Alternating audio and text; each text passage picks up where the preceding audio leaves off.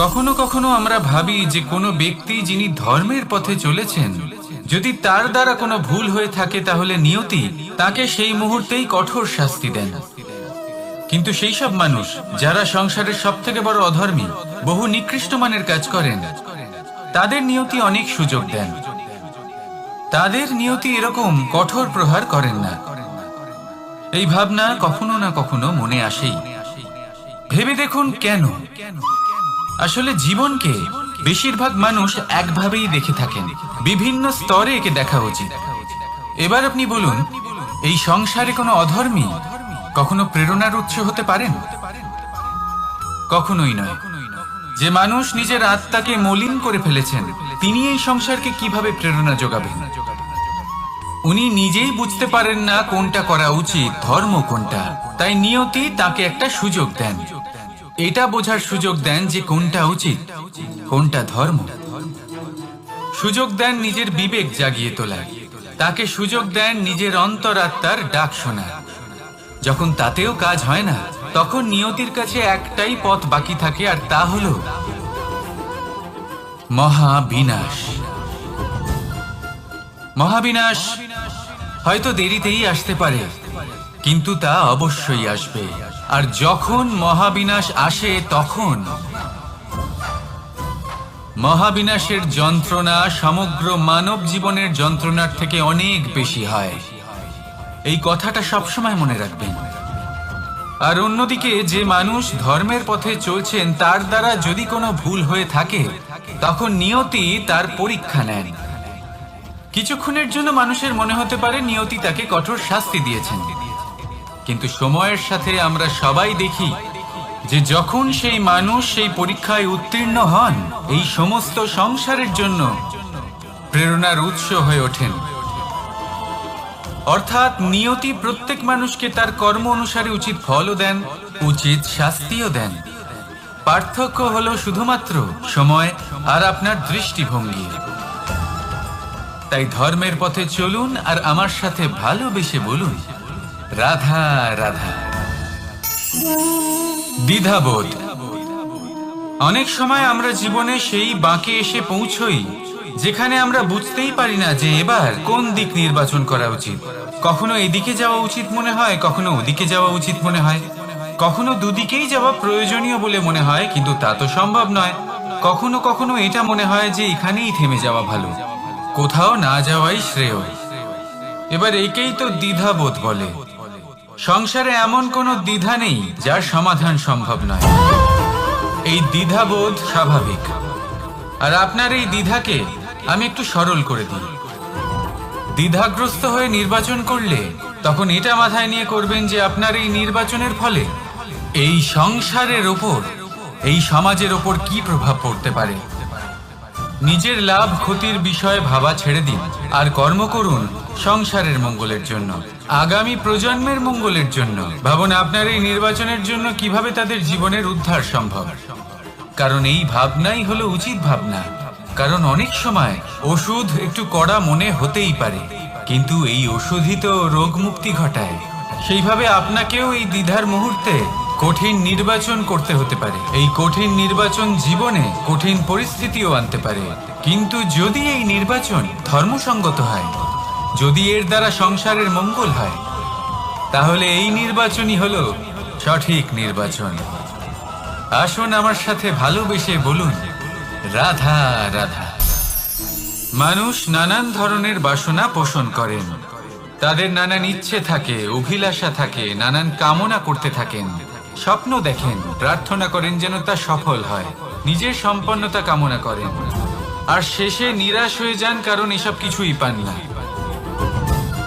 আপনাকে একটা ছোট্ট উদাহরণ দিই। জঙ্গলের রাজা কাকে বলা হয়? সিংহকে। এবার যেহেতু সিংহ বনের রাজা, তাই হরিণ তো তার কাছে এসে এটা বলতে পারে না যে আপনি হলেন বনের রাজা, তাই আপনি আমাকে মেরে ফেলুন, আমাকে খেয়ে ফেলুন আর নিজের ক্ষুধা নিবারণ করুন। এমন তো হয় না।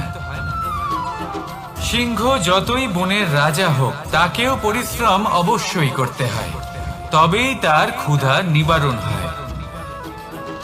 সেইভাবেই আপনার সমস্ত স্বপ্ন, আপনার সমস্ত ইচ্ছে, আপনার সমস্ত অভিলাষা, সমস্ত আকাঙ্ক্ষা পূরণ হবেই, অবশ্যই হবে, পরিশ্রমের দ্বারা। শুধু ভাবলেই হবে না। তাহলে আপনিও জীবনে পরিশ্রম করুন, নিজের সমস্ত স্বপ্ন পূরণ করুন, আর আমার সাথে ভালোবেসে বলুন, রাধা রাধা। আপনি কি কখনো কোনো উঁচু পর্বতের শিখরে পৌঁছতে পেরেছেন? যদি পৌঁছে থাকেন বা যদি আপনি কোনো উঁচু পর্বতের শিখরে যান, তাহলে ভালো করে দেখবেন, আপনি যত উঁচুতে অগ্রসর হতে থাকবেন, আস্তে আস্তে সমস্ত বনস্পতি বিলুপ্ত হতে থাকে। তারপরে সমস্ত গাছপালা, পশু পাখি সব বিলুপ্ত হতে থাকে। শেষ পর্যন্ত সেই শিখরে থেকে যায় শুধুমাত্র শান্তি, নীরবতা। আমাদের মানুষের সাথেও এটাই হয়। মানুষ যখন আত্মবিকাশের পথে অগ্রসর হতে থাকে এবং নিজের জীবনের শিখরে পৌঁছতে চায়, তখন তার একা থাকা অত্যন্ত প্রয়োজনীয় হয়। আর তাকে তখন ত্যাগ করতে হয় নিজের সুখ স্বাচ্ছন্দ্য, নিজের সম্পত্তি, নিজের সমৃদ্ধি, নিজের সৌন্দর্য। দেখুন, জীবনের শিখরে পৌঁছনো একেবারেই সহজ কাজ নয়। এ হলো অত্যন্ত দুর্গম এক পথ। কিন্তু যদি আপনি সেখানে পৌঁছতে চান, তাহলে আপনাকে ত্যাগের প্রবৃত্তি জাগিয়ে তুলতে হবে। ত্যাগ কি সেটা জানতে হবে, কারণ ত্যাগের ফলেই মনে শান্তি আসে, আর সেই শান্তির ফলে মনে উৎপন্ন হয় প্রেম। আর এই প্রেমই হলো জীবনের অন্তিম লক্ষ্য। তাহলে আসুন আমার সাথে ভালোবেসে বলুন, রাধা রাধা।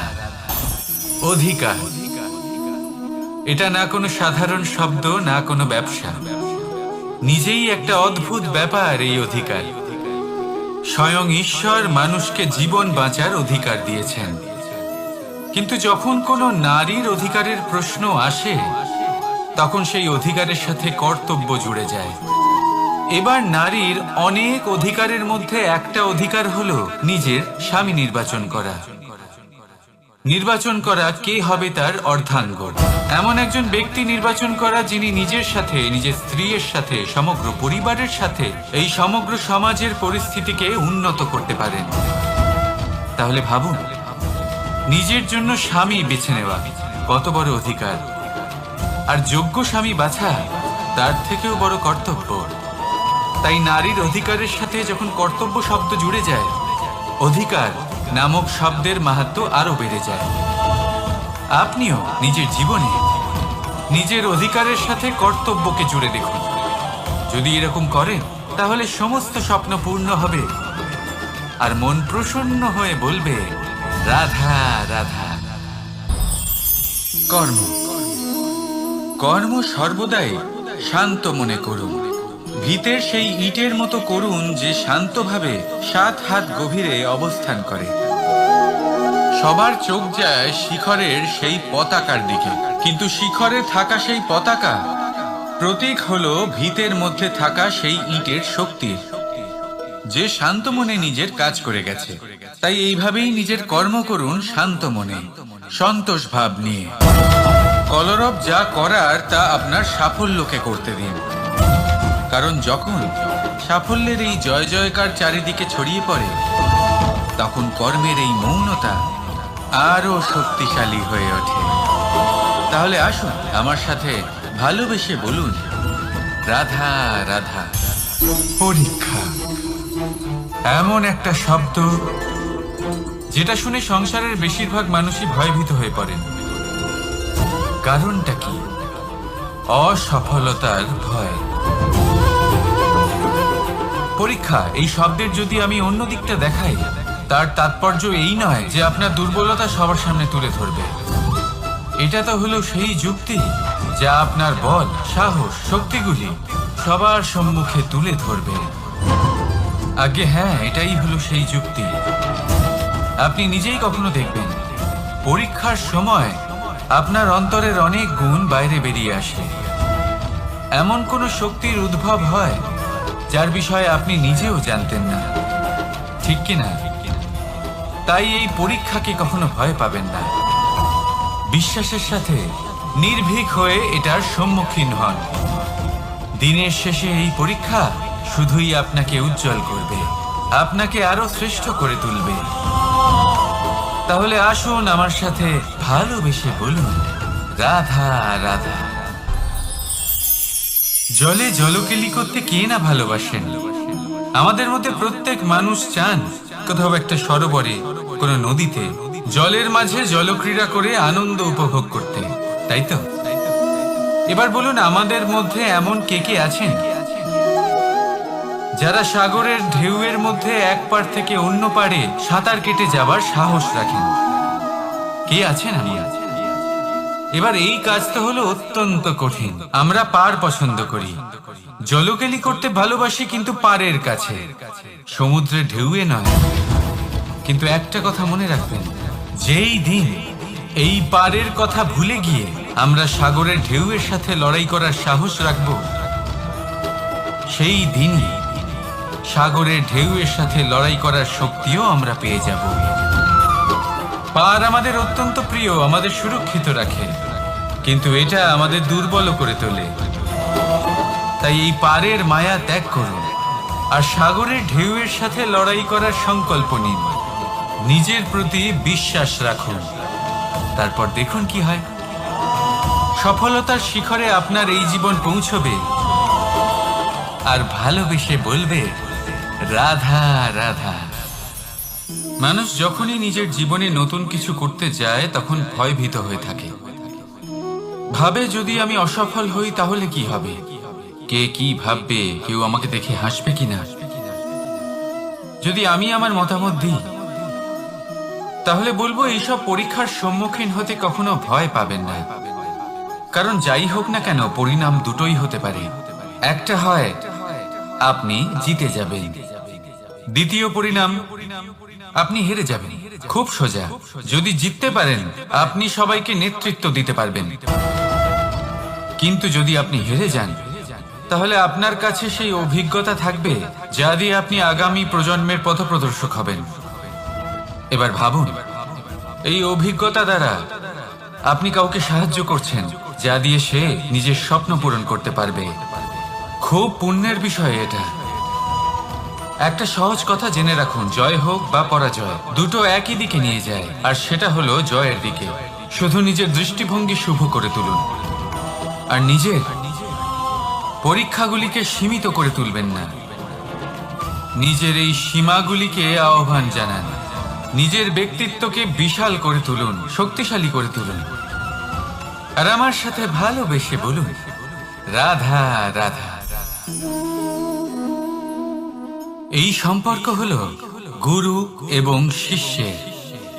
গুরু হলেন ধনুকের সেই প্রত্যঞ্চার মতো যিনি নিজেকে পেছনে রেখে শিষ্যকে তার গন্তব্যের দিকে এগিয়ে দেন, তাকে নিজের লক্ষ্য ভেদ করতে দেন, আর সর্বদাই কঠোর হয়ে থাকেন যাতে শিষ্য কখনোই নিজের লক্ষ্যচ্যুত না হয়।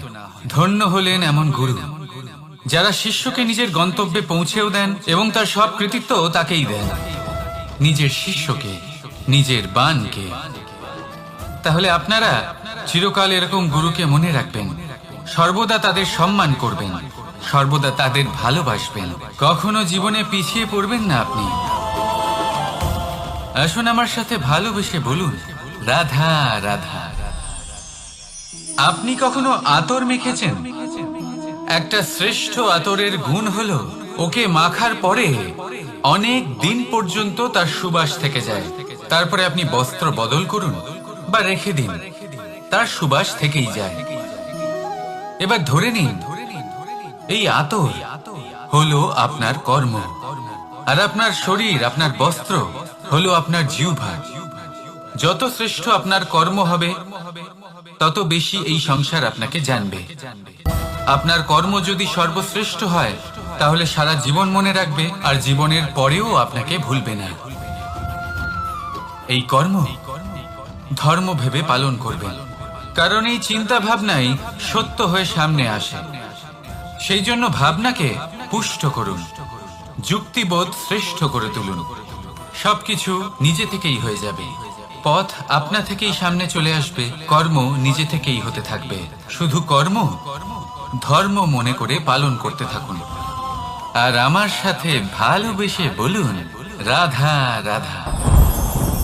এই জীবন, এই জীবন দেখতে গেলে কিন্তু খুবই কঠিন। এই জীবন কি করি হে নারায়ণ, এটাকে একটু সহজ কি করে করে তোলা যায়, এই প্রশ্নই তো আসছে মনে। এর উত্তর স্বয়ং সেই মানুষের মধ্যেই লুকিয়ে, তার সিদ্ধান্তে, তার নির্বাচনের মধ্যে লুকিয়ে। এবার জীবনের যে কঠিন সময়গুলো থাকে সেগুলো সেই প্রসঙ্গের মতোই হয়।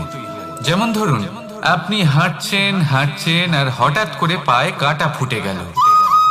এবার আপনি কি করবেন? এমনও ব্যক্তি আছেন যারা সেই কষ্টের কারণে, সেই কষ্ট পাওয়ার ভয় পিছিয়ে আসেন। এমনও কিছু ব্যক্তি থাকেন যারা সেই আঘাতে নিরাময় করার জন্য সময় নষ্ট করবেন, কতটা জানি না। এমনও কিছু ব্যক্তি থাকতে পারেন যিনি হয়তো সেই কাঁটাকে তুলে নিয়ে তার ব্যবহার গজালের মতো করবেন, তাকে দেওয়ালে পুঁতে একটা সুন্দর ছবি লাগাবেন, যাতে সেই দেওয়াল আরো সুন্দর দেখতে মনে হয়। এটাই জীবনের সাথেও হতে পারে। এবার দেখুন, জীবন হলো কঠিন নাকি অত্যন্ত কঠিন সেটা গুরুত্বপূর্ণ নয়, সেটাকে সরল করার জন্য আপনি কি করছেন সেটা গুরুত্বপূর্ণ। জেনে রাখুন, আমরা সবাই মরণশীল, আমাদের সবার মৃত্যু হবে, প্রত্যেককেই এক না একদিন অবশ্যই মরতে হবে। এবার যখন সেটা হতেই চলেছে, তাহলে ভয় কেন পাব, চিন্তা কেন করব? দুশ্চিন্তা করলে কি এর সমাধান হয়ে যাবে? কখনোই নয়। যা প্রারব্ধ তা হবেই। তাই জীবন এই কিছুক্ষণ আপনাকে বাঁচার জন্য দিয়েছে, তা বাঁচতে শুরু করে দিন। জীবনে যা পরিস্থিতি আসুক তা ধন্যাত্মক দৃষ্টিভঙ্গি দিয়ে দেখা শুরু করুন। এটা যদি আপনি শিখে নিতে পারেন, তাহলে আপনার এই জীবন সুখ ও প্রসন্নতা দ্বারা ভরে উঠবে। আর এই প্রসন্নতাই আপনি বলবেন রাধা রাধা। বৃষ্টির জল যখন মেঘের দ্বারা টিপ টিপ করে ঝরে পড়ে তখন কি ভালো লাগে, তাই না? শুধু যে এই আবহাওয়া ভালো করে তুলে তাই নয়, এই মাটিতে সমাহিত হয়ে একটা অত্যন্ত সুন্দর গন্ধ উৎপন্ন করে। এই লতা পাতা, এই বৃক্ষ এদের জীবন দান করে, এদের পুষ্ট করে তোলে, আর তার সাথে অনেক জীবের কল্যাণ করে। কিন্তু ভাবুন, যখন বজ্রপাত হয় তখন কি হয়? এই সমস্ত জলের ফোঁটা অনিয়ন্ত্রিত হয়ে যায়, একটা ভয়ানক বন্যার রূপ নিয়ে নেয়, যা শুধুমাত্র মহাবিনাশ করে। এর সারমর্ম কি? এর সারমর্ম হলো কর্ম করুন, কিন্তু তার নিয়ন্ত্রণ রেখে। যদি আপনি নিয়ন্ত্রণে না থাকেন, তাহলে আপনিও জীবনরূপী এই বর্ষার পরিবর্তে ভয়ানক বন্যার রূপ ধারণ করবেন। এবার বিকাশ ঘটাবেন নাকি বিনাশ, সিদ্ধান্ত হলো আপনার। যদি বিকাশ ঘটাতে চান, তাহলে নিজের কর্মের সাথে সাথে নিজের মনকেও নিয়ন্ত্রণ করতে শিখুন। এই মনকে সংযত করুন, একে নিয়ন্ত্রণে রাখুন, নিজের কর্মকে নিয়ন্ত্রণে রাখুন, ভারসাম্য বজায় রাখুন। আর আমার সাথে ভালোবেসে বলুন রাধা রাধা। কখনো ঘোড়া আর তার ঘোড়সওয়ারিকে দেখেছেন? ঘোড়ার ডান এবং বাম দিকে যেন একটা পর্দা লাগানো থাকে। তার কারণ কি? যাতে ঘোড়া অন্য কোনো দিকে দেখতে না পায়, শুধুমাত্র সামনে দেখে আর সেই দিকেই এগোতে থাকে। বলতে গেলে এটা খুব সাধারণ ব্যাপার, কিন্তু এর পেছনে খুব বড় এক বিজ্ঞান লুকিয়ে রয়েছে।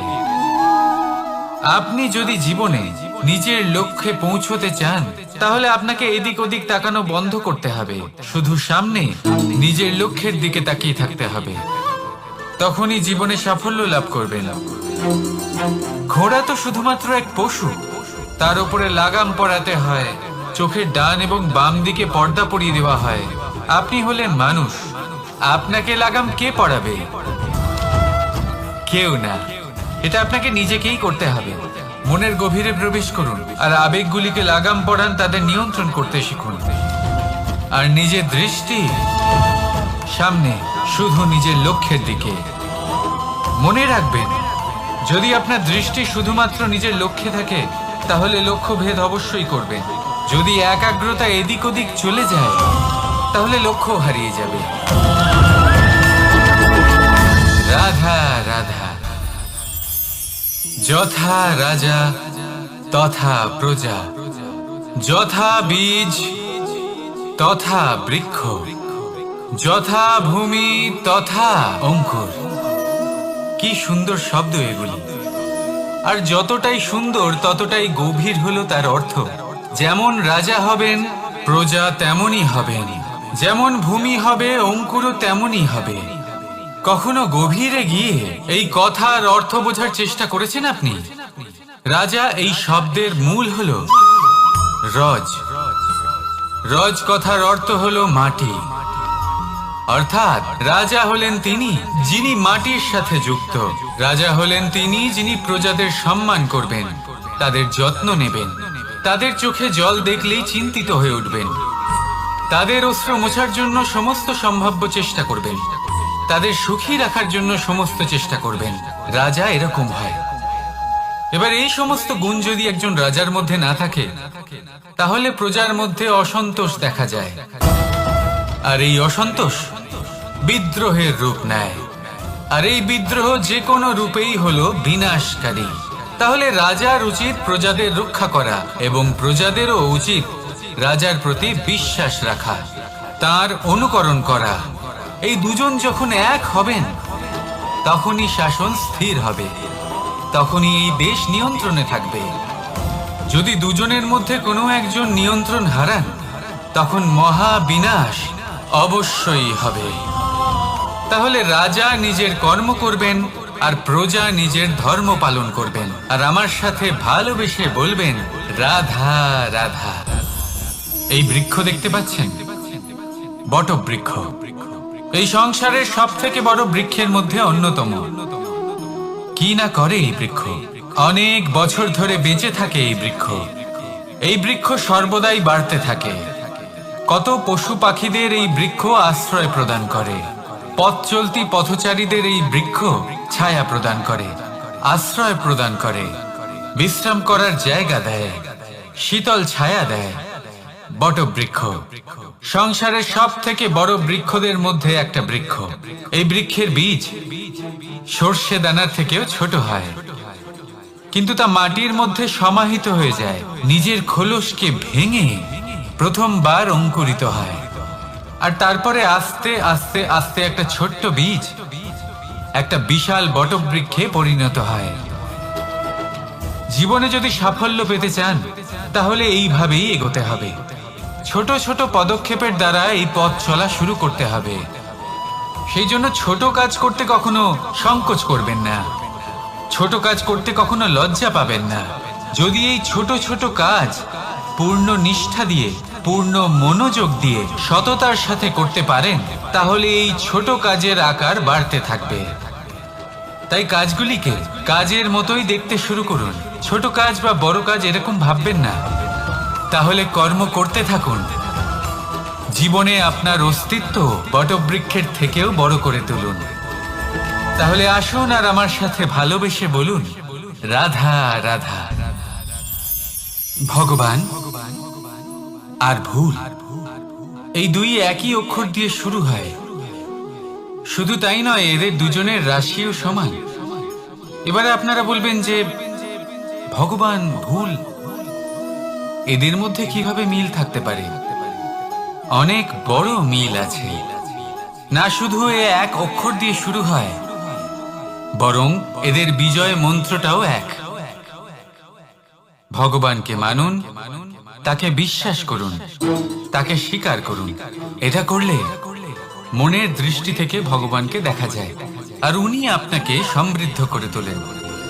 ভুলের সাথেও এটাই ঘটে। নিজের ভুল স্বয়ং মেনে নিলে, স্বীকার করে নিলে, সব কিছুই স্পষ্টভাবে দেখতে পাবেন।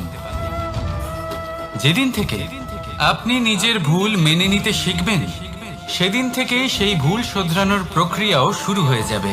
আপনি বুঝে যাবেন নিজের ভুল কিভাবে শোধরাতে হয়।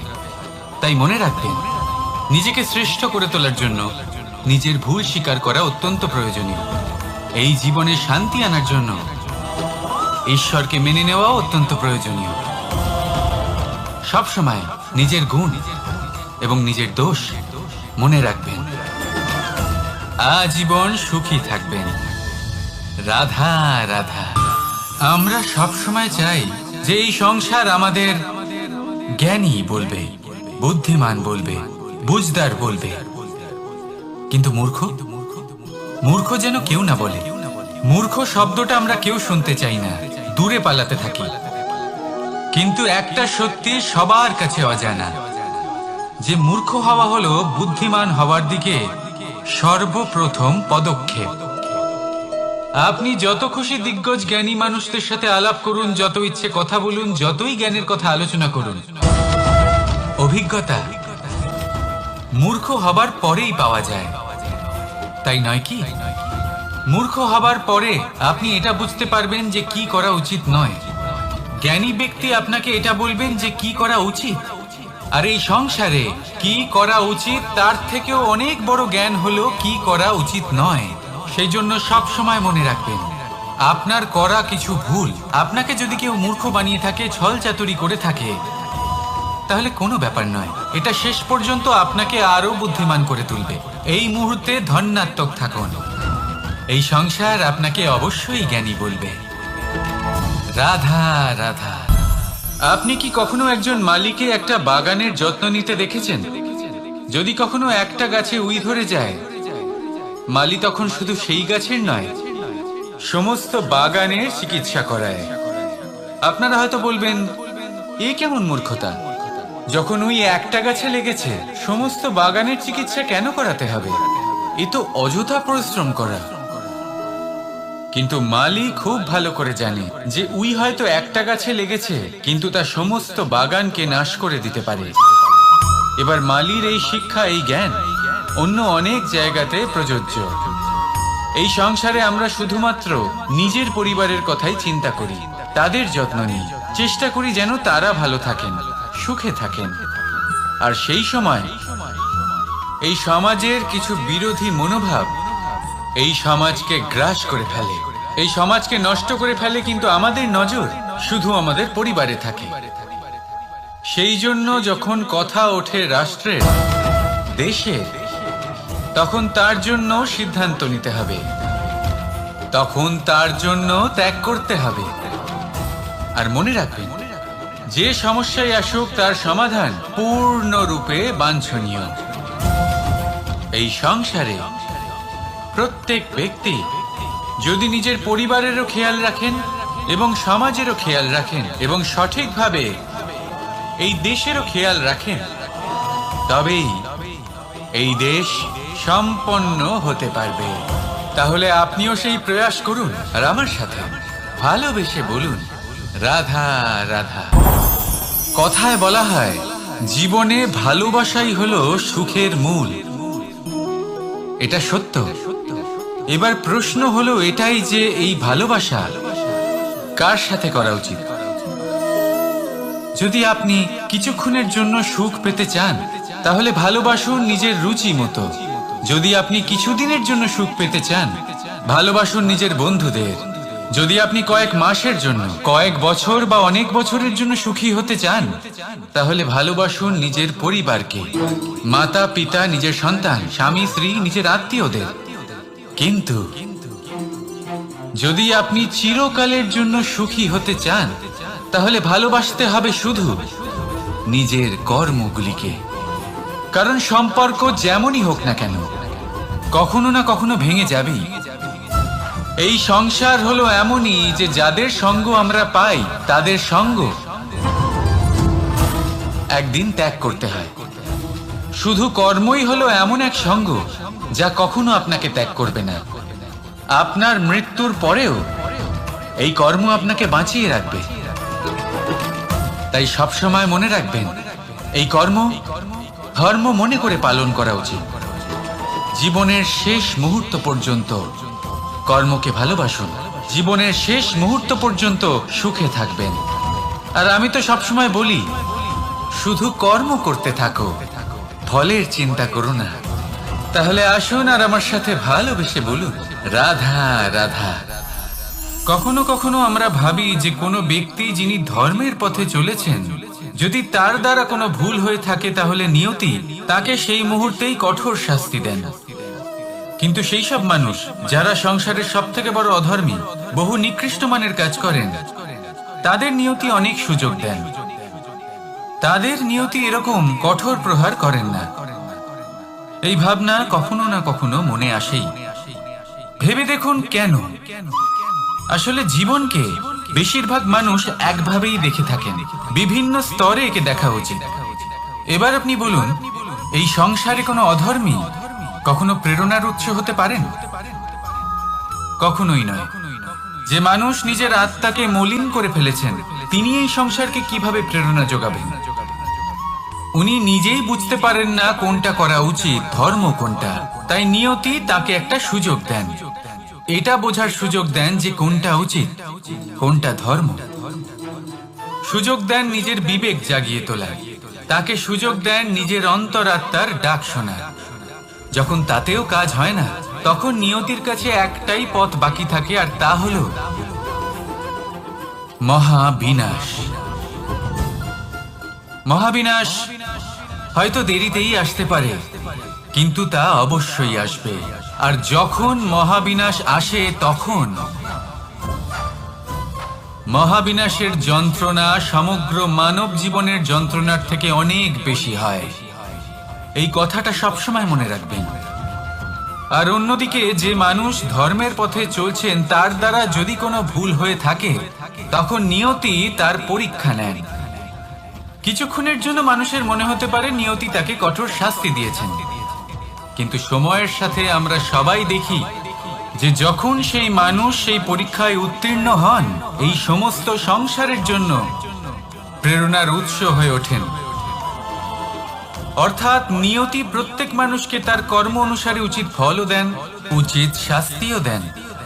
পার্থক্য হলো শুধুমাত্র সময় আর আপনার দৃষ্টিভঙ্গি। তাই ধর্মের পথে চলুন আর আমার সাথে ভালোবেসে বলুন, রাধা রাধা। দ্বিধাবোধ। অনেক সময় আমরা জীবনে সেই বাঁকে এসে পৌঁছই যেখানে আমরা বুঝতেই পারি না যে এবার কোন দিক নির্বাচন করা উচিত। কখনো এদিকে যাওয়া উচিত মনে হয়, কখনো ওদিকে যাওয়া উচিত মনে হয়, কখনো দুদিকেই যাওয়া প্রয়োজনীয় বলে মনে হয়, কিন্তু তা তো সম্ভব নয়। কখনো কখনো এটা মনে হয় যে এখানেই থেমে যাওয়া ভালো, কোথাও না যাওয়াই শ্রেয়। এবার একেই তো দ্বিধাবোধ বলে। সংসারে এমন কোনো দ্বিধা নেই যার সমাধান সম্ভব নয়। এই দ্বিধাবোধ স্বাভাবিক। আর আপনার এই দ্বিধাকে আমি একটু সরল করে দিই। দ্বিধাগ্রস্ত হয়ে নির্বাচন করলে তখন এটা মাথায় নিয়ে করবেন যে আপনার এই নির্বাচনের ফলে এই সংসারের ওপর, এই সমাজের ওপর কি প্রভাব পড়তে পারে। নিজের লাভ ক্ষতির বিষয়ে ভাবা ছেড়ে দিন আর কর্ম করুন সংসারের মঙ্গলের জন্য, আগামী প্রজন্মের মঙ্গলের জন্য। ভাবুন আপনার এই নির্বাচনের জন্য কিভাবে তাদের জীবনের উদ্ধার সম্ভব। কারণ এই ভাবনাই হলো উচিত ভাবনা। কারণ অনেক সময় ওষুধ একটু কড়া মনে হতেই পারে, কিন্তু এই ওষুধই তো রোগ মুক্তি ঘটায়। সেইভাবে আপনাকেও এই দ্বিধার মুহূর্তে কঠিন নির্বাচন করতে হতে পারে। এই কঠিন নির্বাচন জীবনে কঠিন পরিস্থিতিও আনতে পারে, কিন্তু যদি এই নির্বাচন ধর্মসঙ্গত হয়, যদি এর দ্বারা সংসারের মঙ্গল হয়, তাহলে এই নির্বাচনই হলো সঠিক নির্বাচন। আসুন আমার সাথে ভালোবেসে বলুন, রাধা রাধা। মানুষ নানান ধরনের বাসনা পোষণ করেন, তাদের নানান ইচ্ছে থাকে, অভিলাষা থাকে, নানান কামনা করতে থাকেন, স্বপ্ন দেখেন, প্রার্থনা করেন যেন তা সফল হয়, নিজের সম্পন্নতা কামনা করেন, আর শেষে নিরাশ হয়ে যান কারণ এসব কিছুই পান না। আপনাকে একটা ছোট্ট উদাহরণ দিই। জঙ্গলের রাজা কাকে বলা হয়? সিংহকে। এবার যেহেতু সিংহ বনের রাজা, তাই হরিণ তো তার কাছে এসে এটা বলতে পারে না যে আপনি হলেন বনের রাজা, তাই আপনি আমাকে মেরে ফেলুন, আমাকে খেয়ে ফেলুন আর নিজের ক্ষুধা নিবারণ করুন। এমন তো হয় না। সিংহ যতই বনের রাজা হোক, তাকেও পরিশ্রম অবশ্যই করতে হয়, তবেই তার ক্ষুধা নিবারণ হয়। সেইভাবেই আপনার সমস্ত স্বপ্ন, আপনার সমস্ত ইচ্ছে, আপনার সমস্ত অভিলাষা, সমস্ত আকাঙ্ক্ষা পূরণ হবেই, অবশ্যই হবে, পরিশ্রমের দ্বারা। শুধু ভাবলেই হবে না, তাহলে আপনিও জীবনে পরিশ্রম করুন, নিজের সমস্ত স্বপ্ন পূরণ করুন, আর আমার সাথে ভালোবেসে বলুন, রাধা রাধা। আপনি কি কখনো কোনো উঁচু পর্বতের শিখরে পৌঁছতে পেরেছেন? যদি পৌঁছে থাকেন বা যদি আপনি কোনো উঁচু পর্বতের শিখরে যান, তাহলে ভালো করে দেখবেন, আপনি যত উঁচুতে অগ্রসর হতে থাকবেন, আস্তে আস্তে সমস্ত বনস্পতি বিলুপ্ত হতে থাকে। তারপরে সমস্ত গাছপালা, পশু পাখি সব বিলুপ্ত হতে থাকে। শেষ পর্যন্ত সেই শিখরে থেকে যায় শুধুমাত্র শান্তি, নীরবতা। আমাদের মানুষের সাথেও এটাই হয়। মানুষ যখন আত্মবিকাশের পথে অগ্রসর হতে থাকে এবং নিজের জীবনের শিখরে পৌঁছতে চায়, তখন তার একা থাকা অত্যন্ত প্রয়োজনীয় হয়। আর তাকে তখন ত্যাগ করতে হয় নিজের সুখ স্বাচ্ছন্দ্য, নিজের সম্পত্তি, নিজের সমৃদ্ধি, নিজের সৌন্দর্য। দেখুন, জীবনের শিখরে পৌঁছানো একেবারেই সহজ কাজ নয়। এ হলো অত্যন্ত দুর্গম এক পথ। কিন্তু যদি আপনি সেখানে পৌঁছতে চান, তাহলে আপনাকে ত্যাগের প্রবৃত্তি জাগিয়ে তুলতে হবে। ত্যাগ কি সেটা জানতে হবে, কারণ ত্যাগের ফলেই মনে শান্তি আসে, আর সেই শান্তির ফলে মনে উৎপন্ন হয় প্রেম। আর এই প্রেমই হলো জীবনের অন্তিম লক্ষ্য। তাহলে আসুন আমার সাথে ভালোবেসে বলুন, রাধা রাধা। অধিকার, এটা না কোনো সাধারণ শব্দ, না কোনো ব্যবসা, নিজেই একটা অদ্ভুত ব্যাপার এই অধিকার। স্বয়ং ঈশ্বর মানুষকে জীবন বাঁচার অধিকার দিয়েছেন। কিন্তু যখন কোনো নারীর অধিকারের প্রশ্ন আসে, তখন সেই অধিকারের সাথে কর্তব্য জুড়ে যায়।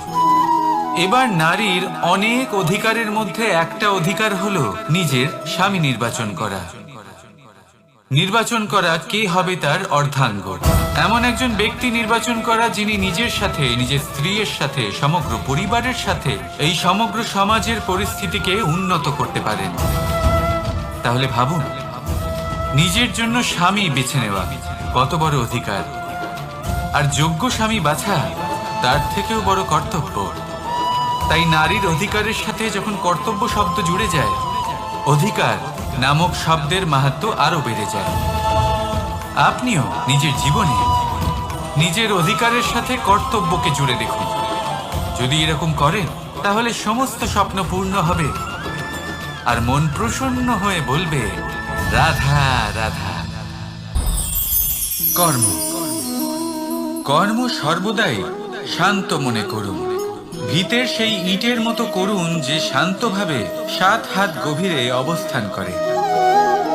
সবার চোখ যায় শিখরের সেই পতাকার দিকে, কিন্তু শিখরে থাকা সেই পতাকা প্রতীক হলো ভিতের মধ্যে থাকা সেই ইটের শক্তি, যে শান্ত মনে নিজের কাজ করে গেছে। তাই এইভাবেই নিজের কর্ম করুন শান্ত মনে, সন্তোষ ভাব নিয়ে। কলরব যা করার তা আপনার সাফল্যকে করতে দিন, কারণ যখন সাফল্যের এই জয় জয়কার চারিদিকে ছড়িয়ে পড়ে, তখন কর্মের এই মৌনতা আরো শক্তিশালী হয়ে ওঠে।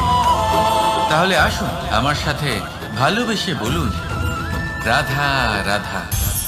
পরীক্ষা এমন একটা শব্দ যেটা শুনে সংসারের বেশিরভাগ মানুষই ভয়ভীত হয়ে পড়েন। কারণটা কি? অসফলতার ভয়। পরীক্ষা এই শব্দের যদি আমি অন্য দিকটা দেখাই, তার তাৎপর্য এই নয় যে আপনার দুর্বলতা সবার সামনে তুলে ধরবে। এটা তো হলো সেই যুক্তি যা আপনার বল, সাহস, শক্তিগুলি সবার সম্মুখে তুলে ধরবে। আগে হ্যাঁ, এটাই হলো সেই যুক্তি। আপনি নিজেই কখনো দেখবেন, পরীক্ষার সময় আপনার অন্তরের অনেক গুণ বাইরে বেরিয়ে আসে। এমন কোনো শক্তির উদ্ভব হয় যার বিষয়ে আপনি নিজেও জানতেন না, ঠিক কিনা? তাই এই পরীক্ষাকে কখনো ভয় পাবেন না। বিশ্বাসের সাথে নির্ভীক হয়ে এটার সম্মুখীন হন। দিনের শেষে এই পরীক্ষা শুধুই আপনাকে উজ্জ্বল করবে, আপনাকে আরো শ্রেষ্ঠ করে তুলবে। তাহলে আসুন আমার সাথে ভালোবেসে বলুন, রাধা রাধা। যদি কেউ ক্রুদ্ধ হয়, কটাক্ষ করে, ব্যঙ্গ করে, তাহলে আমরা তক্ষুনি তাকে নিজের শত্রু ভেবে ফেলি, তার উপরে ক্রুদ্ধ হয়ে যাই। একটা কথা মনে রাখবেন, এই হাসি সবার জন্যই হয়। আপনি তাদেরকেও হাসি উপহার দিতে পারেন যাদের আপনি চেনেন, তাদেরও দিতে পারেন যাদের আপনি চেনেন না। ছোটদের দিতে পারেন, বড়দের দিতে পারেন, সবার জন্যই হলো এই হাসি। কিন্তু ক্রোধ, ক্রোধ তাদের উপরেই আসে যাদের আমরা জীবনে কখনো হারাতে চাই না, যাদেরকে আমরা অসম্ভব ভালোবাসি, যাদের জন্য আমরা আশা করি যে তাদের জীবনের পরবর্তী সময় সব সময় সুখময় হোক, উজ্জ্বল হোক।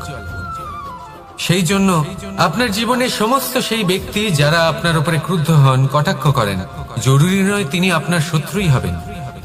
হতে পারে সে হলো আপনার শুভাকাঙ্ক্ষী, যিনি আপনার শুধুমাত্র ভালোই চান, যিনি আপনার জন্য একটা সুন্দর ভবিষ্যৎ চান। সেই জন্য সব সময় মন দিয়ে অন্যের কথা বোঝার প্রয়াস করুন। আপনি জানতে পারবেন তাদের কর্মের ধর্ম কি হতে পারে, আপনি জানতে পারবেন তাদের ক্রোধের মর্ম কি হতে পারে। রাধা রাধা। জীবনের এই পথে এগোতে এগোতে আমরা কোথাও থেমে যাই, আমরা জানি না কেন। আমরা চেষ্টা করি যেন আমরা সামনে এগোতে পারি, কিন্তু এরকম হয় না।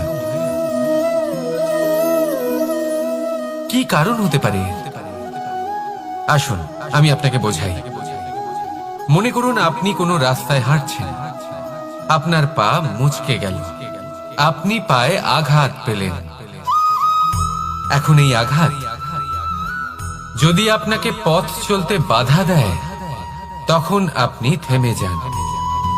যদি আপনার ভাবনা চিন্তা ক্ষুদ্র হয়, তাহলে আপনি জীবনে কখনোই এগোতে পারবেন না।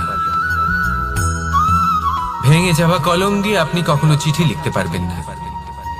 ঠিক সেইভাবেই যদি আপনার মনে অন্যের জন্য হিংসা থাকে, তাহলে আপনি আপনার নিজের ভাগ্য লিখতেই পারবেন না। কাজের প্রতি আলস্য আপনাকে কখনো ধনী হতে দেবেই না, আর ধনের প্রতি লোভ তা আপনাকে কখনো মহান হতে দেবে না। ছোট একটা কথা, কিন্তু এ হলো অত্যন্ত গুরুত্বপূর্ণ। ভাবনা চিন্তা অবশ্যই করুন, আর বোঝার চেষ্টা করুন সেটা যা আপনি বুঝতে চান। হতে পারে আপনি এমন কোনো পথ খুঁজে পেলেন যার ফলে আপনি কোনো খারাপ পথে যেতে যেতে থেমে গেলেন, বা আপনি এমন কোনো অর্থ খুঁজে পেলেন যা আপনাকে মহান হবার পথে অগ্রসর করে দিল। রাধা রাধা। অহংকার এ হলো ছোট একটা শব্দ, কিন্তু এর প্রভাব অত্যন্ত বৃহৎ হয়ে থাকে। আর সব থেকে বড় সমস্যা হলো মানুষ আজ অবধি বুঝতেই পারেনি যে এই অহংকারের বাস্তব রূপ কিরকম। কেউ একে গর্বের নাম দেন, কেউ একে আত্মসম্মানের নাম দিয়ে থাকেন, এবং কোথাও একটা এমন সময় চলে আসে যখন সময় এই অহংকারকে ভেঙে খান খান করে দেয়। আর তখন না গর্ব আপনাকে বাঁচাতে পারে, না আপনার আত্মসম্মান। এখন যদি আপনাকে উদাহরণ দিই, তাহলে যেখানে আপনি বসে আছেন সেই ঘরেই ওপরে তাকান, সেই ছাদের দিকে। যদি এই ছাদ অহংকার করতে থাকে যে দেখো আমি তো সব থেকে উঁচু জায়গায় আছি, আমার চেয়ে ওপরে আর কেউ নেই, আমি এই ঘরে থাকা সমস্ত ব্যক্তিকে ছায়া প্রদান করি, যদি এই অহংকার এসে যায় তাহলে কি? একবার ভেবে দেখুন, যদি পরের দিন তার উপর আরো একটা তলা বানিয়ে দেওয়া হয় তাহলে কি? এই ছাদ যার নিজের উঁচু হবার অহংকার ছিল, যে সব থেকে ওপরে ছিল, সে এবার পায়ের তলায় চলে এসেছে। এটাই হয়ে থাকে। মনে কখনোই অহংকার পোষণ করবেন না। যদি মনের মধ্যে কিছু রাখতে চান, তাহলে প্রেমের ভাব রাখুন, স্নেহ রাখুন। এই অহংকারকে আপনি যা ইচ্ছে নাম দিন, গর্ব হোক, আত্মসম্মান হোক, এর দ্বারা আপনার কোনোভাবেই কোনো লাভ হবে না। তাহলে এই অহংকারকে ত্যাগ করুন আর আমার সাথে ভালোবেসে বলুন, রাধা রাধা। মানুষের জীবনে দুই ধরনের আবেগ থাকে যা চিরকাল তার সাথে বসবাস করে। প্রথম, স্বপ্ন। দ্বিতীয়, অজুহাত। মানুষ হাজার হাজার স্বপ্ন দেখতে পারে। আমাকে এই কাজ করতে হবে, আমাকে ওখানে ঘুরতে যেতে হবে, আমায় জীবনে এই অসম্ভব কাজ বাস্তবায়িত করে দেখাতে হবে, আদি ইত্যাদি। এবার ঠিক যেমন স্বপ্ন দেখেন সেইভাবে অজুহাতও খুঁজে নিয়ে আসেন। আমি এই স্বপ্ন পূরণ করতে পারলাম না, কারণ আমাকে কেউ সাহায্যই করলো না, কারণ আমি দুর্বল হয়ে পড়েছিলাম, কারণ আমার কাছে সময়ই ছিল না, আদি ইত্যাদি। এবার সাফল্য এবং অসফলতার মাঝখানে এই ধরনের সংঘর্ষ হতে থাকে। সাফল্য তখন লাভ করা সম্ভব যখন আপনার স্বপ্ন আপনার অজুহাতের থেকে অনেক বড় হয়, আর অসফলতা তখন পাবেন যখন আপনার অজুহাত আপনার স্বপ্নের থেকে অনেক বড় হয়। আপনি যদি সাফল্য লাভ করতে চান তাহলে চেষ্টা করতে থাকুন, পরিশ্রম করুন। যদি অসফল হন তাহলে ভয়ভীত হওয়ার কোনো প্রয়োজন নেই। নিজের ভুল বুঝুন, তাকে শুধরে নিন, আবার চেষ্টা করুন। কিন্তু যদি নিজের জীবনে অজুহাত নিয়ে আসেন তখন স্বপ্ন কখনো পূরণ হবে না। আসুন আমার সাথে ভালোবেসে বলুন, রাধা রাধা। এই সংসারের সব থেকে কঠোর ধাতুর মধ্যে একটি হলো লোহা। লোহা দিয়ে আমরা অনেক অস্ত্র শস্ত্র লাভ করি, অনেক বস্তু লাভ করি। এবার এই লোহাকে কাটার জন্য, একে কোনো আকার দেওয়ার জন্য কি প্রয়োগ করতে হয়? লোহা। এবার এই কথাটা আমরা সকলেই জানি যে লোহার দ্বারাই লোহাকে কাটতে হয়। এবার এই কথা আমি আপনাকে কেন বলছি? এরপরে খুব বড় একটা প্রশ্ন আসে যা খুব বড় শিক্ষা দিয়ে যায়। এটা কেন হয় যে আমরা একটা লোহা দিয়ে একটা লোহাতে আঘাত করছি, কিন্তু যে লোহা দ্বারা আঘাত করছি তার আকার বদলাচ্ছে না, যার উপর প্রহার করছি তার আকার বদলাচ্ছে? এতে পার্থক্যটা কোথায়? পার্থক্য হলো তাপমাত্রা। দেখুন, যে লোহাকে আমরা কাটতে চাই তার তাপমাত্রা বাড়াতে হয়, তাকে গরম করতে হয়। আর যে লোহা দ্বারা আমরা আঘাত করতে চলেছি সেই লোহা আমাদের ঠান্ডা রাখতে হয়। অর্থাৎ ঠান্ডা লোহা গরম লোহাকে কেটে দেয়। এবার এই শিক্ষা কি আমাদের জীবনে যথেষ্ট নয়? আমাদের জীবনে অনেক সমস্যা আসতে পারে, কিন্তু আমাদের এই বিষয়ে বিশেষ খেয়াল রাখতে হবে যে আমাদের মনকে আমরা যেন ঠান্ডা রাখি, এই মস্তিষ্ককে শান্ত রাখতে হবে। যদি আমরা ক্রোধ বা ঈর্ষার আগুনে জ্বলতে থাকি, বিদ্বেষের আগুনে জ্বলতে থাকি, তাহলে আমরাও সেই লোহার মতোই হয়ে যাব যার তাপমাত্রা অত্যন্ত বেশি। তখন যে কেউ এসে আমাদের বিচ্ছিন্ন করে চলে যাবে। মনে রাখবেন, যিনি যত বেশি স্থির বুদ্ধির অধিকারী, যিনি হলেন সব থেকে বেশি শান্ত, তিনি হলেন সব থেকে বেশি বলশালী। তাহলে শান্ত থাকুন আর আমার সাথে ভালোবেসে বলুন, রাধা রাধা। মানুষের দুটো রূপ রয়েছে। এক, আমাদের এই মুখ যা শুধুই চোখে দেখা যায়, আর দ্বিতীয় আমাদের এই মন যা শুধুমাত্র অন্তরাত্মা দ্বারা দেখা যায়। এবার আমাদের এই মুখ তা ঈশ্বর সকলকেই আগে থেকেই প্রদান করেছেন, কিন্তু এই মন কেমন হবে তা আমাদের জীবনের অনুভূতি এবং আমাদের জীবনের লক্ষ্য এগুলি সুনিশ্চিত করে। অর্থাৎ নেত্র দিয়ে দেখা যায় আমাদের এই মুখ, তা শুধুই এই কারণে প্রয়োজন যাতে সংসার আমাদের দেখতে পায়, আমাদের চিনতে পারে। কিন্তু যদি এই সংসারে আপনি প্রকৃত অর্থে মান সম্মান লাভ করতে চান, তাহলে নিজের অন্তরাত্মাকে আপনাকে বিকশিত করতেই হবে। দেখুন, কথায় আছে এই যে অসুর, তা শারীরিকভাবে উপস্থিত নয়, তা মনের মধ্যে থাকে। যদি এই মন থেকে অসুরকে বের করে দেওয়া যায় তাহলে শরীরে তা উপস্থিত থাকবেই না। তাই মনকে শুদ্ধ করুন আর আমার সাথে ভালোবেসে বলুন, রাধা রাধা। পরিশ্রম। এই শব্দগুলি শুনতে হয়তো ছোট মনে হয়, কিন্তু এর মূল্য অনেকটাই অধিক। এবার প্রয়াসও কিন্তু দুই ধরনের হয়। একটা প্রয়াস তাই যা আমরা নিজের মন থেকে, অন্তর থেকে সমগ্র শক্তি দিয়ে করার চেষ্টা করি।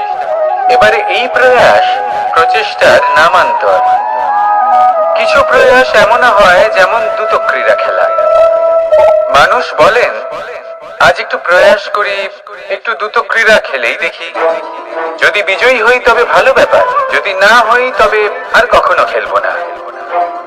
এটাও কিন্তু প্রয়াস, কিন্তু এই প্রয়াস পরিশ্রম নয়। পাণ্ডবদের দেখুন, ওনারা যখন পরিশ্রম করেছিলেন তখন খাণ্ডবপ্রস্থকেও ইন্দ্রপ্রস্থ বানিয়েছিলেন। দ্রুত ক্রীড়া খেললেন, সেই মুহূর্তেই ইন্দ্রপ্রস্থ হারিয়ে ফেললেন। পরিশ্রম করলেন, সগৌরবের রাজা হলেন। দ্রুত ক্রীড়া খেললেন, তখন এক মুহূর্তে রাজা থেকে নিঃস্ব হয়ে গেলেন। সারমর্ম এটাই যে দ্রুত ক্রীড়া কখনো কখনো আপনার মিত্র হতে পারে, কখনো সে আপনাকে বিজয়ী করতে পারে, কিন্তু প্রয়াস এবং পরিশ্রম যখন একসাথে মিলিত হয় তখন তা সর্বদাই আপনার সাথে থাকে। প্রয়াস করতে থাকুন, পরিশ্রম করতে থাকুন, আর আমার সাথে ভালোবেসে বলুন, রাধা রাধা। কখনো কোনো চাতককে দেখেছেন?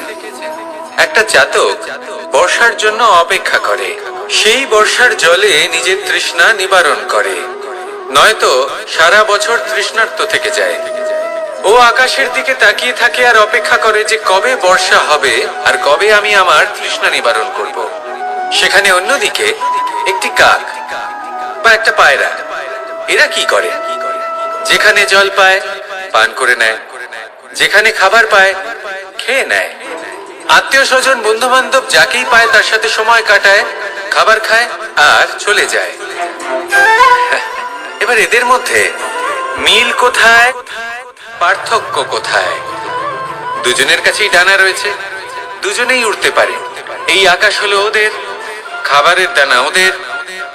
পার্থক্য হলো তাদের অভিলাষায়, পার্থক্য হলো তাদের আকাঙ্ক্ষায়, পার্থক্য জীবন যাপনের ধরনের।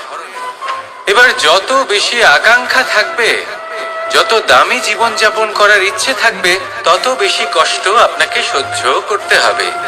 আবার অন্যদিকে জীবন যত সরল হবে, জীবন যাপন যত সরল হবে, সমস্যা ততটাই কম হবে। তাই সবসময় চেষ্টা করবেন আপনার মানসিকতা এবং আপনার জীবন যেন সরল হয়। ভালোবাসতে থাকুন, যদি কেউ আপনাকে ভালোবাসে তাকেও আপনি ভালোবাসা ফিরিয়ে দিন। তাদের সাথে কথা বলুন, কিছু তাদের কথা শুনুন, কিছু নিজের কথা বলুন, দেখবেন সকল তাপ উত্তাপ দূর হয়ে গেছে। এটাই তো হলো জীবনের সারমর্ম। তাই প্রেমে থাকুন, ভালোবাসুন, আর ভালোবেসে আমার সাথে বলুন, রাধা রাধা। একবার একজন সাধক ওনার শিষ্যদের একটা কাজ দিলেন, একটা দুর্লভ জড়িবুটি নিয়ে আসতে বললেন। এতটাও কঠিন কাজ সেটা ছিল না, কারণ সকল শিষ্য জানতেন যে এই দুর্লভ জড়িবুটি কোথায় পাওয়া যায়। পর্বতের শিখরে। কঠিন কাজ কোনটা? সেখানে পৌঁছানোর সেই পথ যা ছিল কাঁটায় জর্জরিত, পাথরে পরিপূর্ণ, যেখানে পিছলে পড়ার আশঙ্কা রয়েছে এবং গভীর ক্ষত পেতে পারে সবাই। এবার বেশ কয়েকজন শিষ্য গেলেন, তার মধ্যে কয়েকজনই সেই জড়িবুটি নিয়ে আসতে পারলেন। কারণটা কি ছিল? কিছু শিষ্যের মনোযোগ ছিল শুধুমাত্র লক্ষ্যের দিকে, অর্থাৎ পর্বতের সেই শিখরে। কিছু শিষ্যের মনোযোগ ছিল পথের এই সংকটগুলির ওপর।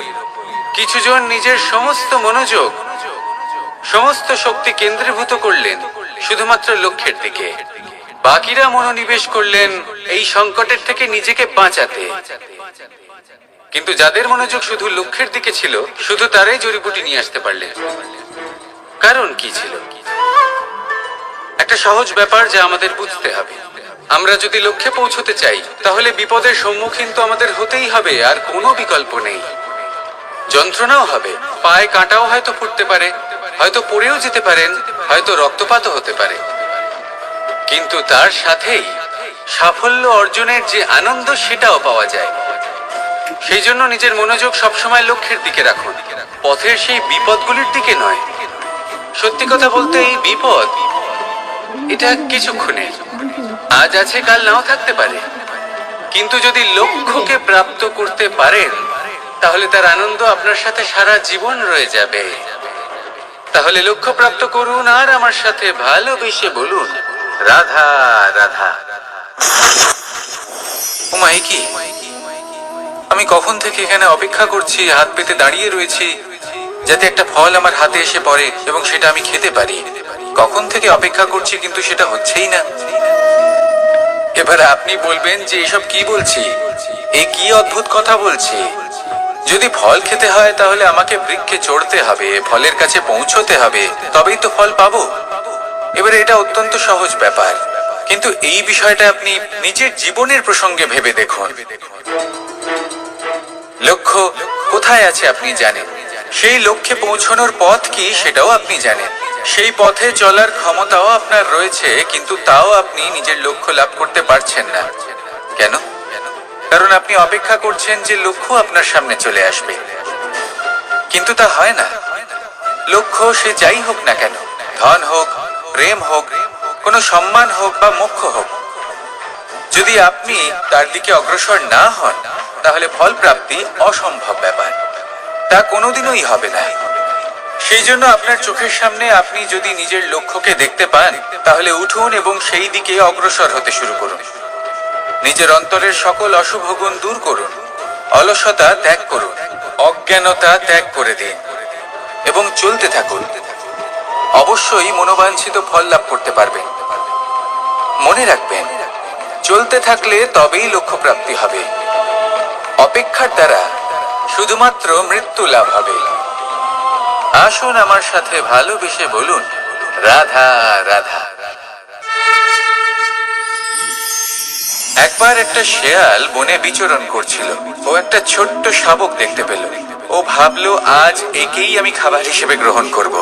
আশেপাশে দেখলো কেউ দেখছে না, তো কেউ ছিল না, আর সেই শাবকের উপর আক্রমণ করল, যা হলো একটা ঘোর অপরাধ। বনের নিয়ম অনুসারে আপনি কখনোই শাবকের উপর আক্রমণ করতে পারেন না। তারপর এই খবরটা যখন রাজা সিংহ জানতে পারলেন, সভার আয়োজন করলেন। কিন্তু সেখানে শেয়াল বলল, আমি তো এরকম কিছু করিনি। কিন্তু যদি আপনি এরকম বলেন, কোনো প্রমাণ দিন, এর কোনো সাক্ষী আছে? তখন রাজা সিংহ পেঁচাকে ডেকে পাঠালেন, যে সেই মুহূর্তে বৃক্ষের শাখার উপর বসেছিল, সে সব কিছু দেখেছিল। পেঁচা সব সত্যি কথা বলল, আর শেয়ালকে মৃত্যুদণ্ড দেয়া হলো। এবার এই কাহিনী আমি আপনাকে কেন শোনালাম? কারণ মানুষও কখনো কখনো এরকম কর্ম করেন যা শিয়াল করেছে। এটা ভাবেন কেউ দেখছে না, যখন আমি অনুচিত কর্ম করতেই পারি। কিন্তু না, আপনি যাই করুন না কেন, কেউ না কেউ অবশ্যই তা দেখছে। কোনো ব্যক্তি না হলেও কোনো প্রাণী, না হলে কোনো যক্ষ বা দেব বা প্রেত। যদি এনারা কেউ না দেখেন, তাহলে ধরিত্রী মাতা দেখেন, যেখানে দাঁড়িয়ে আপনি সেই কর্ম করছেন, তাই না? তাই একটা কথা সবসময় মনে রাখবেন, কে দেখছেন কে দেখছেন না সেই বিষয়ে ভাবা ছেড়ে দিন। এটা খুব সহজ কথা। আপনি যদি উচিত কর্ম করেন, উচিত ফল পাবেন। যদি অনুচিত কর্ম করেন, তাহলে আপনি অনুচিত ফল অবশ্যই পাবেন। সেই জন্য উচিত পথে চলতে থাকুন, উচিত কর্ম করতে থাকুন, আর আমার সাথে ভালোবেসে বলুন, রাধা রাধা। আমি অনেক সংখ্যক মানুষকে দেখেছি, তাদের কাছে অত্যাধিক জ্ঞান আছে, শিল্প আছে, ধন আছে, কীর্তি আছে, কিন্তু তারা এই সব কিছু নিজেদের কাছেই রাখেন, এই সমাজে বিতরণ করেন না। কারণ হলো ভয়। ওনাদের মনে হয় যে যদি আমি এই সব কিছু সমাজে বিতরণ করি, তাহলে সমাজ আমার শিল্প হোক, ধন হোক, জ্ঞান হোক, কীর্তি হোক, সবকিছু চুরি করে নিয়ে যাবে, আর তার বদলে আমি কিছুই পাবো না। এটা কিন্তু সত্য নয়। সত্য হলো এটাই যে যদি আপনি নিজেকে এই সংসারের প্রতি সমর্পিত করেন, তাহলে এই সংসার আপনার প্রতিও সমর্পিত থাকবে। আপনি শুধু ধন, জ্ঞান, কীর্তি, সম্মান পাবেন তাই নয়, বরং এই সমাজ আপনাকে নিজের চোখে হারাবে, মনের মধ্যে স্থান দেবে। তাই এই ভয় ত্যাগ করে দেখুন কিভাবে এই সমাজ আপনাকে প্রেম সমর্পণ করে। আসুন আমার সাথে ভালোবেসে বলুন, রাধা রাধা। সেই কখন থেকে এই পুস্তকটিকে দেখছি, কিন্তু এর থেকে আমি কোনো জ্ঞান লাভ করতেই পারছি না। এবার আপনি বলবেন যে আজ কেমন বিচিত্র কথা বলছি আমি। যদি এই পুস্তক থেকে আমাকে জ্ঞান লাভ করতে হয়, তাহলে শুধুই তাকিয়ে থাকলে হবে না। আমাকে এই পুস্তককে খুলতে হবে, পড়তে হবে, তাকে বুঝতে হবে, তবেই তো জ্ঞান প্রাপ্তি হবে।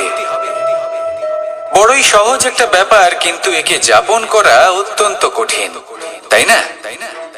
আপনি নিজেকেই দেখে নিন। আপনার কাছে অনেক জ্ঞান রয়েছে। সহজ থেকে সহজতর জ্ঞানের কথা যদি বলি, আপনি এটুকু তো জানেন যে সত্যি কথা বলা ভালো কাজ, দান করা হলো পুণ্যের কাজ। আপনি জানেন যে পরিশ্রম করলে সাফল্য আসবে।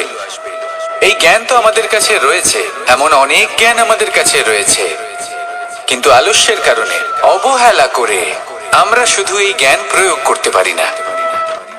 সেই জ্ঞান যাপন করা শুরু করুন, জীবনে প্রয়োগ করতে শুরু করুন। এই মন প্রত্যেকটি মুহূর্তে প্রসন্ন থাকবে, আর লক্ষ্য প্রাপ্ত করে এই মন বলবে, রাধা রাধা।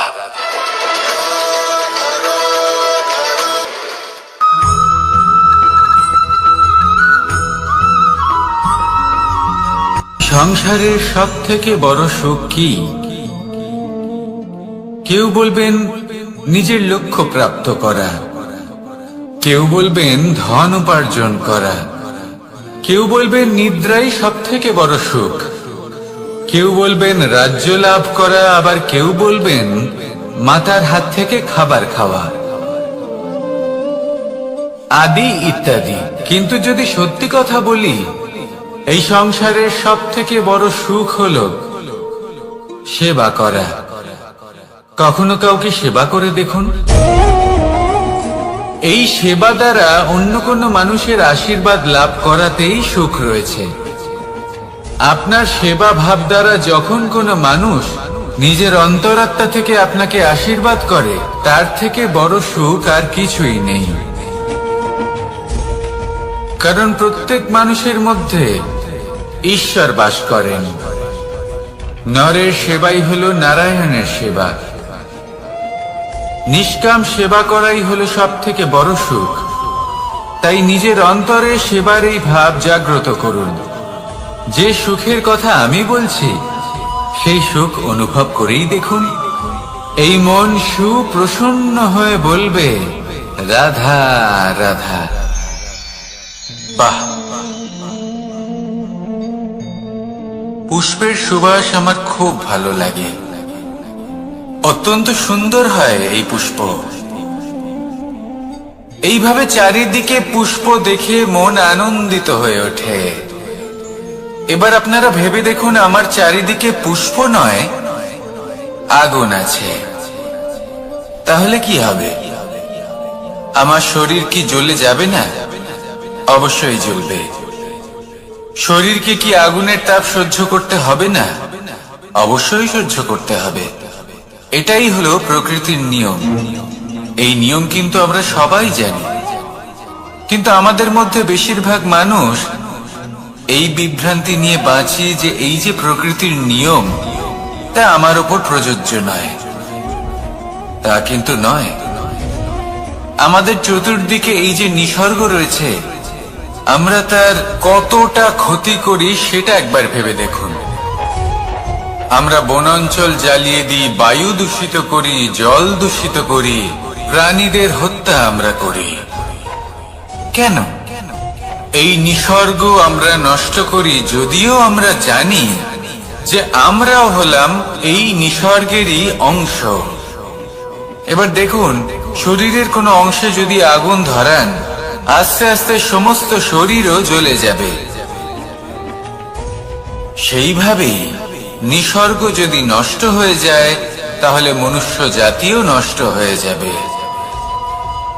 তাই এই যে নিসর্গ আপনি দেখছেন, এই পুষ্প, এই বৃক্ষ, বায়ু, জল, এদের সকলকে রক্ষা করুন, নষ্ট নয়। মনে রাখবেন, যদি নিসর্গ থাকে মানুষ থাকবে, যদি নিসর্গ থাকে তাহলেই জীবন থাকবে। আসুন আমার সাথে ভালোবেসে বলুন, রাধা রাধা। এই সংসারে সবাই বলেন আমি অর্জুনের মতো হয়ে উঠতে চাই। সবাই চায় যে তারাও যেন অর্জুনের মতো গান্ডীব লাভ করে। তারাও চায় যে তাদেরকেও মহাদেব এসে পশুপতি অস্ত্র দান করবেন। তারাও এটাই চায় মহাভারতের মতো মহাসংগ্রামে বিজয়ী হতে। কিন্তু সবাই ভুলে যান যে অর্জুন যা হতে পেরেছিলেন সবকিছুই অর্জন করেছিলেন। যদি আপনিও অর্জুনের মতো গান্ডীব লাভ করতে চান তবে আপনাকেও তার মতোই শ্রেষ্ঠ কাঠ নির্বাচন করতে হবে। সেই কর্ম আপনাকেই করতে হবে। তার প্রত্যঞ্চা যাতে তীব্র হয় তার জন্য আপনাকে সর্বশ্রেষ্ঠ দড়ি খুঁজে বের করতে হবে। আপনার বাণ যাতে ঘাতক হয় সেই জন্য আপনাকে নতুন নতুন ধাতু খুঁজে বের করতে হবে। সেই শিক্ষা আপনাকে লাভ করতে হবে, তবেই আপনার ইচ্ছে পূর্ণ হবে। অর্জুন হওয়া বড়ই সরল যদি আপনি কিভাবে অর্জন করতে হয় তা জানেন।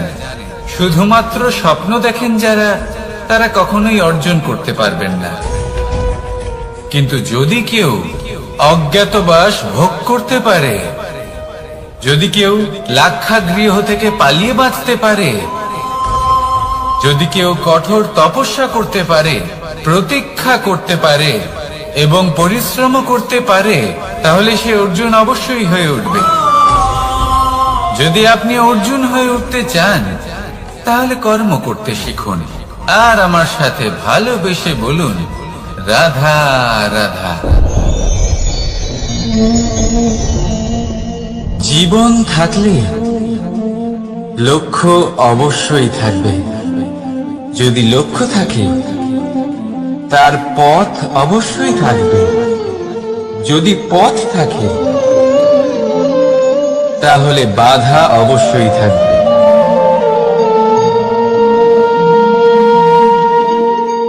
আর এর উপরেই নির্ভর করে যে আমরা জীবনে সফল হব না অসফল, পুরস্কারের ভাগীদার হব নাকি তিরস্কারের।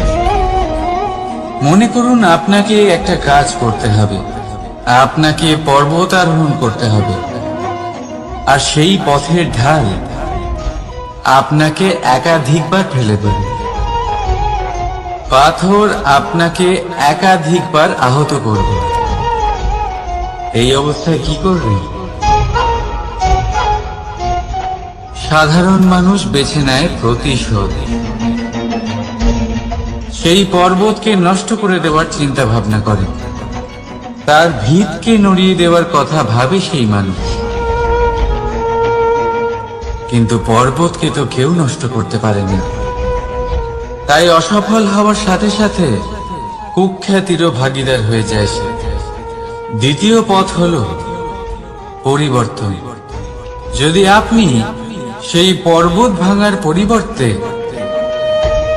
তাতে সোপান তৈরি করেন তাহলে আপনিও সেই পর্বতে উঠতে পারবেন, অন্য কেউও তাতে উঠতে পারবে, আগামী প্রজন্মও তাতে উঠতে পারবে।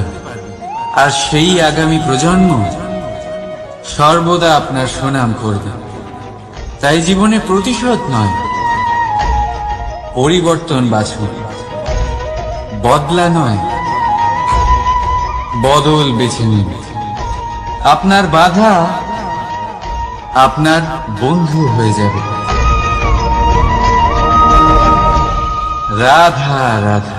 সমস্ত মানুষের জীবন কিছুটা সমান হয়। মানুষ জন্মগ্রহণ করে, তারপর চলতে শেখে, জীবনে এগিয়ে চলে, বার্ধক্য লাভ করে, তারপর সমাপ্ত হয়ে যায়। কিন্তু সেই ব্যক্তিরা কারা যারা প্রকৃত অর্থে মনুষ্য জীবন যাপন করেন? এনারা হলেন সেই ব্যক্তি যারা পড়ে গেলেও আবার উঠে দাঁড়ানোর চেষ্টা করেন, নিজের ভেঙে পড়া অস্তিত্বকে আগলে নিয়ে আবার একটা আকার দেওয়ার চেষ্টা করেন, ভগ্ন আশাকে আবার একটা নতুন দিশা দেন। অসফল হওয়ার পরেও থামেন না, আবার এগোতে থাকেন। অসফল হওয়ার পরে যদি আপনি থেমে যান তাহলে সাফল্য আপনার সামনে অপেক্ষা করে, কিন্তু আপনি তা দেখতে পান না। তাই জীবনের সংঘর্ষে অংশগ্রহণ করতে শিখুন। জীবনের সংঘর্ষ থেকে পালাবেন না। আসুন আমার সাথে ভালোবেসে বলুন, রাধা রাধা। একবার একটা শেয়াল বনে বিচরণ করছিল। ও একটা ছোট্ট শাবক দেখতে পেল। ও ভাবলো, আজ একেই আমি খাবার হিসেবে গ্রহণ করব। আশেপাশে দেখলো কেউ দেখছে না তো, কেউ ছিল না। আর সেই শাবকের ওপর আক্রমণ করল, যা হলো একটা ঘোর অপরাধ। বনের নিয়ম অনুসারে আপনি কখনোই শাবকের ওপর আক্রমণ করতে পারেন না। তারপর এই খবরটা যখন রাজা সিংহ জানতে পারলেন, সভার আয়োজন করলেন। কিন্তু সেখানে শেয়াল বলল, আমি তো এরকম কিছু করিনি। কিন্তু যদি আপনি এরকম বলেন, কোনো প্রমাণ দিন, এর কোনো সাক্ষী আছে? তখন রাজা সিংহ পেঁচাকে ডেকে পাঠালেন, যে সেই মুহূর্তে বৃক্ষের শাখার ওপর বসেছিল। সে সব কিছু দেখেছিল। পেঁচা সব সত্যি কথা বলল, আর শেয়ালকে মৃত্যুদণ্ড দেয়া হলো। এবার এই কাহিনী আমি আপনাকে কেন শোনালাম? কারণ মানুষও কখনো কখনো এরকম কর্ম করেন যা শিয়াল করেছে। এটা ভাবেন, কেউ দেখছে না যখন আমি অনুচিত কর্ম করতেই পারি। কিন্তু না, আপনি যাই করুন না কেন, কেউ না কেউ অবশ্যই তা দেখছে। কোনো ব্যক্তি না হলেও কোনো প্রাণী, না হলে কোনো যক্ষ বা দেব বা প্রেত। যদি এনারা কেউ না দেখেন, তাহলে ধরিত্রী মাতা দেখেন, যেখানে দাঁড়িয়ে আপনি সেই কর্ম করছেন, তাই না? তাই একটা কথা সবসময় মনে রাখবেন, কে দেখছেন কে দেখছেন না সেই বিষয়ে ভাবা ছেড়ে দিন। এটা খুব সহজ কথা। আপনি যদি উচিত কর্ম করেন, উচিত ফল পাবেন। যদি অনুচিত কর্ম করেন, তাহলে আপনি অনুচিত ফল অবশ্যই পাবেন। সেই জন্য উচিত পথে চলতে থাকুন, উচিত কর্ম করতে থাকুন, আর আমার সাথে ভালোবেসে বলুন, রাধা রাধা। আপনি কখনো কোনো বাজকে নিজের বাসা বানাতে দেখেছেন? এই বাজ যখনই কোনো বাসা বানায়, তখন উঁচু গাছের ডালে বা কোনো পর্বতের শিখরে বাসা বানায়, অনেক উচ্চতায়। আর সেখানে তার সন্তানও জন্মগ্রহণ করে। যখন এই সন্তানেরা জন্মায়, তখন এই বাজ খুবই ভালোবেসে এবং খুব সাবধানে এদের পালন পোষণ করে। নিজের ঠোঁট দিয়ে তাদের ঠোঁটে খাবার পরিবেশন করে। কিন্তু যেই সেই সন্তানেরা হৃষ্টপুষ্ট হয়ে যায় এবং সেই কথা বাজ নিজে বুঝতে পেরে যায়, সেই বাজ নিজেই সেই বাসা ছিন্ন ভিন্ন করে দেয়। সেই সন্তান যাদের সবেমাত্র ডানা গজিয়েছে, কিভাবে উঠতে হয় তারা জানে না, সেই সন্তানগুলিকে উচ্চতা থেকে ঠেলে দেয়।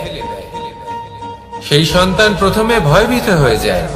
তারা সামনে মৃত্যুকে দেখতে পেয়ে ভয়ের কারণে তাদের ডানা ঝাপটাতে থাকে। আর সেই প্রক্রিয়াতেই সেই সন্তানগুলি উড়তে শুরু করে দেয়। এবার এই ঘটনায় আমরা কি শিক্ষা পেতে পারি? এটাই, যদি আপনি মাতা পিতা হন, তাহলে নিজের সন্তানকে অবশ্যই স্নেহ করুন, কিন্তু তাদেরকে নিজের আঁচলের তলায় বেঁধে রাখবেন না।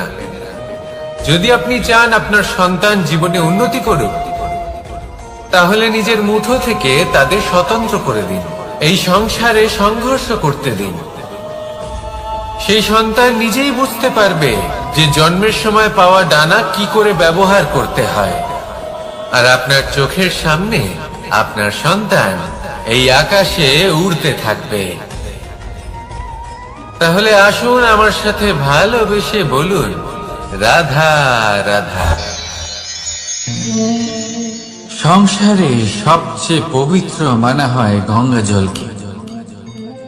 কখনো ভেবে দেখেছেন কেন? কারণ গঙ্গা জলের আবির্ভাব অত্যন্ত শুদ্ধ হয়, তার জন্ম শুদ্ধ হয়, যেখান থেকে তার শুরু সেটাই শুদ্ধ হয়। আর শুরুটা শুদ্ধ হওয়া অত্যন্ত আবশ্যক। আমাদের জীবনে সবই শুরু হয় আমাদের ভাবনা থেকে। নিজের ভাবনাকে শুদ্ধ রাখুন, কারণ এই ভাবনা থেকেই আবির্ভাব